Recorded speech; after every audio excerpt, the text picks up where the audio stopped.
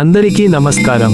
ఈరోజు మనం తెలుసుకోబోతున్నాం ఆంధ్రప్రదేశ్లోని ఒక అతి పురాతన వెంకటేశ్వర స్వామి ఆలయం గురించి. ఈ పవిత్ర క్షేత్రం తిరుపతి జిల్లాలోని అప్పలాయగుంటలో ఉంది.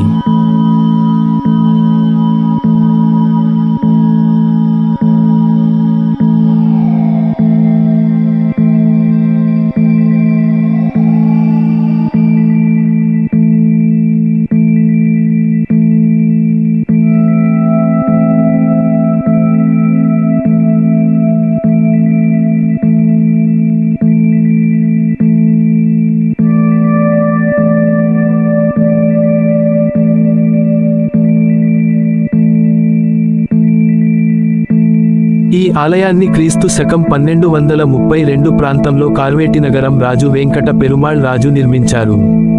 ఇక్కడ స్వామివారు ప్రసన్న రూపంలో దర్శనమిస్తారు, భక్తులకు శాంతి, అభయం ప్రసాదిస్తారు.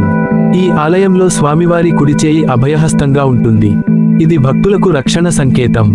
ఇక్కడి శిల్పకళ ద్రావిడ శైలి నిర్మాణానికి అద్భుత ఉదాహరణ. ఆలయ ప్రాంగణం ప్రశాంతంగా ఉంటుంది, ప్రతి అడుగు పవిత్ర అనుభూతి కలిగిస్తుంది.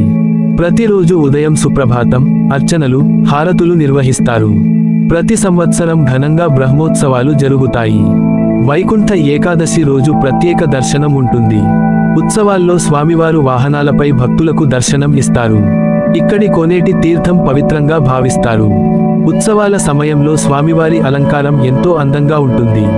భక్తులు కోరికలు కోరుకుంటే నెరవేరుతాయని నమ్మకం ఉంది. ఈ ఆలయం తిరుమలకు సమీపంలో ఉండటం ప్రత్యేకత. చాలా మంది భక్తులు తిరుమల దర్శనం తర్వాత ఇక్కడకు వస్తారు. ఇక్కడి ప్రశాంత వాతావరణం మనసుకు నిండైన శాంతి ఇస్తుంది.